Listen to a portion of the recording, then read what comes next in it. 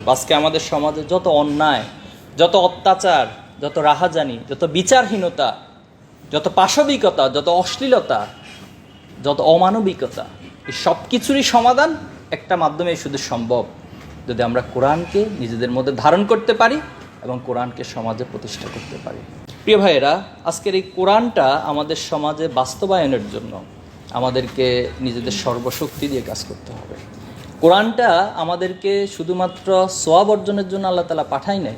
প্রত্যেকটা শব্দ, প্রত্যেকটা অক্ষরের কত নেকি শুধুমাত্র এই জন্য আল্লাহ তাআলা কোরআনকে পাঠায় নাই, বরং কোরআনটাকে পাঠাইছে এই সমাজে প্রতিষ্ঠা করার জন্য। যেটা আল্লাহ তাআলা বলেছেন, হুয়াল্লাযী আরসালা রাসূলাহু বিল হুদা ওয়া দীনিল হক। এই হুদা এবং দীনিল হককে আল্লাহ তাআলা এই জন্য পাঠিয়েছেন লিইউযহিরাহু আলা দীনি কুল্লি, সকল মতাদর্শের উপর। পৃথিবীতে যত মত, যত পথ, যত আদর্শ আজকে আমরা সমাজে দেখতে পাই, কত ধরনের আদর্শ।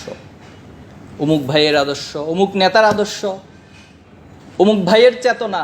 কিন্তু এই সমস্ত আদর্শ এবং চেতনা দিয়ে এই সমাজে শান্তি প্রতিষ্ঠিত হয়েছে এটা কখনোই প্রমাণ করে না। শুধু এই সমাজে না, পৃথিবীর কোথাও শান্তি প্রতিষ্ঠা করতে কেউ সক্ষম হয়নি। পবিত্র কোরআন মানব জাতির জন্য একটা শ্রেষ্ঠ পথ প্রদর্শক। অর্থাৎ এটা শুধুমাত্র একটা ধর্মগ্রন্থ না, বরং এখানে বিজ্ঞান, সভ্যতা, সংস্কৃতি, ইতিহাস যা কিছু প্রয়োজন একটি সভ্যতা গড়ে তোলার জন্য সকল উপকরণগুলোই কিন্তু এই কোরআনে রয়েছে।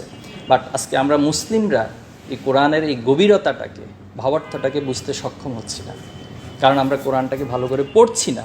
এজন্য আল্লাহ তাআলা কোরআনকে পড়ার জন্য, চিন্তা গবেষণার জন্য বলেছে, আফালা ইয়াতাদাব্বারুনাল কোরআন, তোমরা কি কোরআন নিয়ে ভাববা না, চিন্তা গবেষণা করবা না?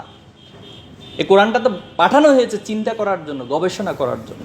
যিনি যত বেশি এই কোরআন নিয়ে ভাবনা চিন্তা করবেন, হৃদয়ঙ্গম করবেন, এই কোরআন তার জীবনে এবং তার মাধ্যমে সমাজে জাহেলিয়াত বিদ্যমান রয়েছে, সে জাহেলিয়াতকে দূর করে তিনি তত বেশি আলো প্রতিষ্ঠিত করতে পারবেন।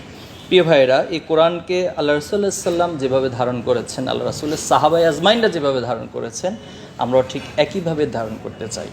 এই কোরআনকে অনুভূতি, কোরআনের যে দায়িত্বের অনুভূতি, আমরা প্রত্যেকেই কোনো না কোনোভাবে দায়িত্বশীল।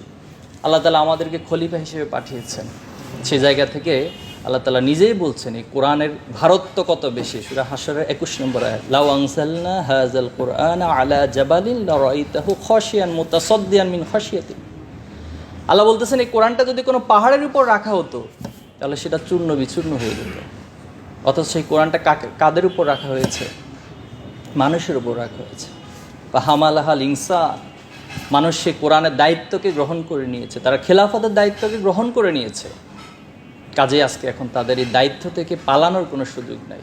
এই দায়িত্ব তারা নিজেদের সর্বশক্তি দিয়ে, তাদের জ্ঞান দিয়ে, তাদের যতটুকু সামর্থ্য রয়েছে, লাহা মা কাসাবাত ওয়া আলাইহা মা কাসাবাত, তারা নিজেদের সর্বোচ্চটুকু চেষ্টা করবে এই কোরআনের প্রতিষ্ঠা করার জন্য। আমরা কি প্রস্তুত আছি ইনশাআল্লাহ সেটার জন্য? ইনশাআল্লাহ।